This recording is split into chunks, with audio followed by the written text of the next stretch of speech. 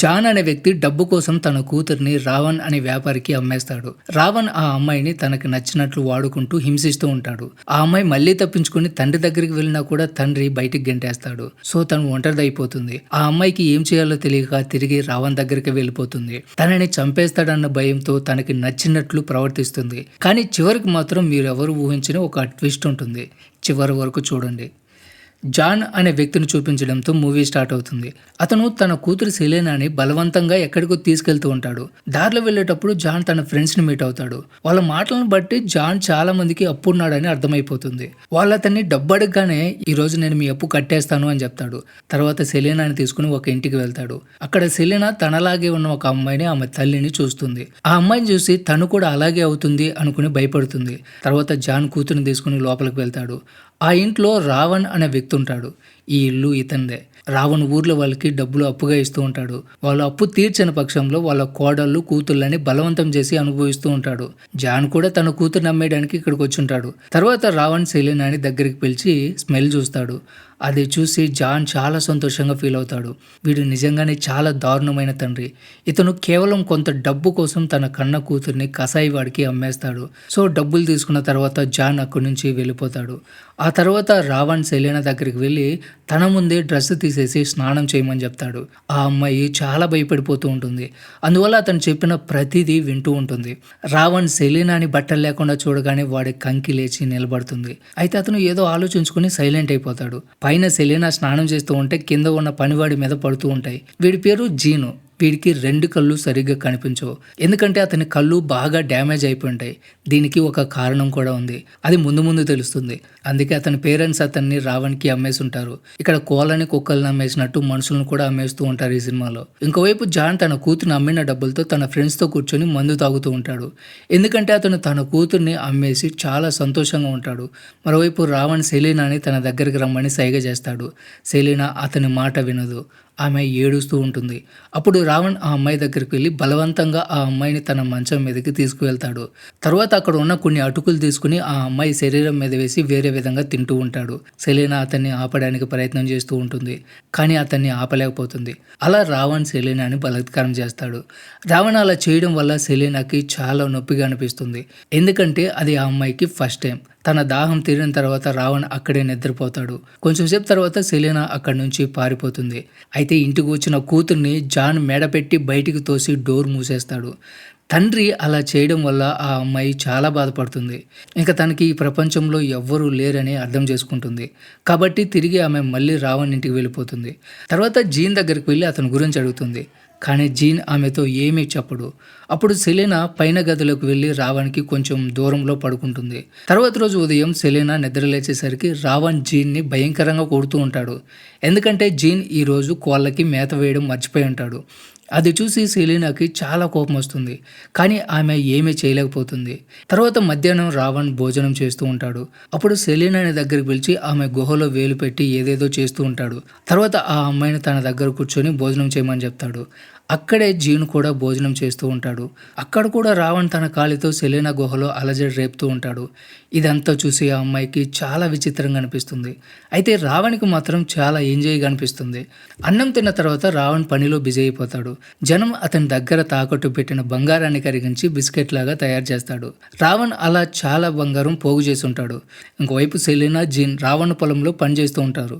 అప్పుడు జీన్ సెలీనాతో రావణ్ నా తండ్రి కాదు, నా పేరెంట్స్ కూడా నన్ను డబ్బు కోసం ఇతనికి అమ్మేశారు అని చెప్తాడు.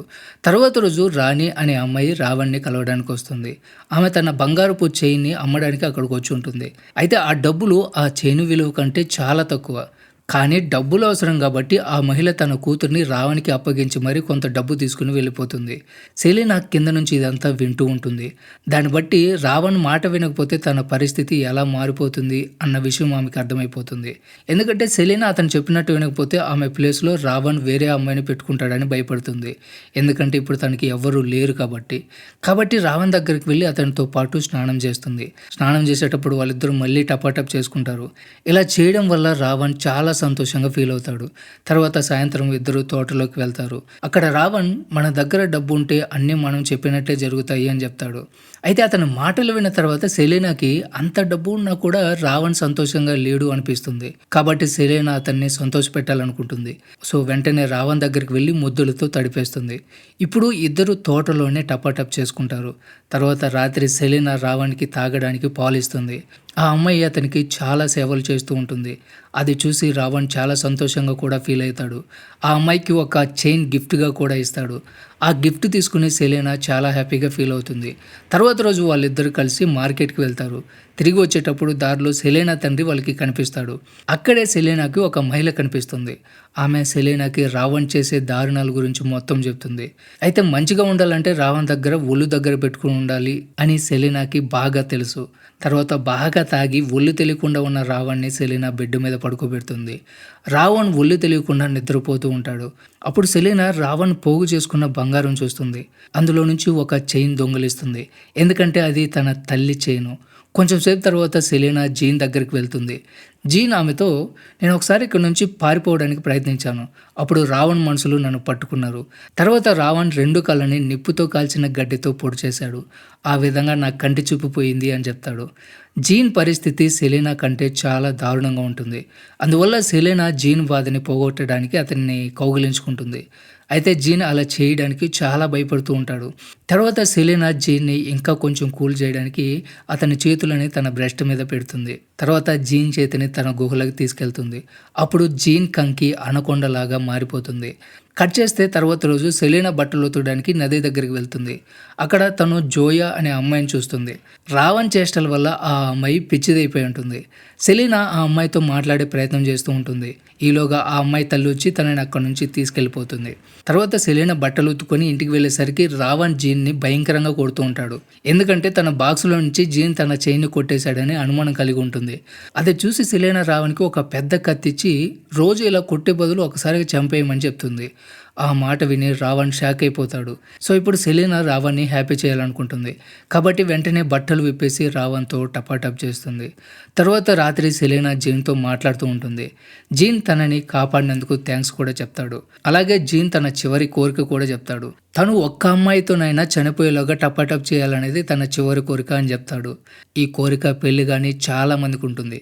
ఆ మాట విన్న తర్వాత సెలీనా జీన్తో టపాటప్ చేసి అతని కోరిక తీర్చేస్తుంది. తర్వాత వాళ్ళు చెత్తని తగలబెట్టి ఇంటికి వెళ్ళి టిఫిన్ చేస్తూ ఉంటారు. అప్పుడు రావణ్ తన కాలితో సెలీనా గుహలో అలజడి రేపుతూ ఉంటాడు. అయితే ఈసారి ఆ అమ్మాయి ఇదంతా ఎంజాయ్ చేస్తూ ఉంటుంది. అది చూసి రావణ్ చాలా సంతోషంగా ఫీల్ అవుతాడు. టిఫిన్ చేసిన తర్వాత అతను బయటికి వెళ్తాడు. అప్పుడు అతనికి చైన్ అమ్మిన మహిళ ఎదురుపడుతుంది. రావణ్ ఆమెకి వైద్యం చేసుకోవడానికి కొంత డబ్బు ఇస్తాడు. కొంచెం సేపు తర్వాత రావణ్ మద్యం షాపుకి వెళ్ళి ఫుల్గా మందు తాగుతాడు. బాగా తాగేసరికి చీకటి పడిపోతుంది. తర్వాత రావణ్ని ఇంటి దగ్గర వదిలిపెట్టడానికి సెలీనా తండ్రి వస్తాడు. అప్పుడు రావణ్ అతనితో, నీ కూతురు నాతో చాలా సంతోషంగా ఉంది, పైగా నన్ను బాగా చూసుకుంటుంది, కాబట్టి నేను త్వరలో తనని పెళ్లి చేసుకోవాలనుకుంటున్నాను అని చెప్తాడు. అప్పుడు జాన్ రావణ్తో, సెలీనా నా కూతురు కాదని నిజం చెప్పి బాంబు పేలుస్తాడు. ఎందుకంటే నేను తేడాగాన్ని. చాలా సంవత్సరాల క్రితం నేను నీ దగ్గర డబ్బులు అప్పుగా తీసుకున్నాను. అవి సమయానికి కట్టలేకపోయాను. అప్పుడు నువ్వు నా భార్యని బలవంతంగా అనుభవించావు. అప్పుడు నా భార్య ప్రెగ్నెంట్ అయిపోయింది.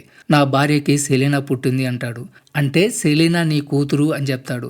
అది విని రావణ్ షాక్ అయిపోతాడు. ఎందుకంటే ఇన్ని రోజులు అతను తన సొంత కూతురుతో టపాటప్ చేస్తున్నాడు అనమాట. ఇదంతా విని రావణ్ పరిస్థితి దారుణంగా మారిపోతుంది. అప్పుడు అతని పరిస్థితిని చూసి జాన్ ఎగతాళి చేసి అతన్ని అక్కడే వదిలేసి వెళ్ళిపోతాడు. ఇంకోవైపు సెలీనా జీన్ బట్టలు విప్పుతూ ఉంటుంది.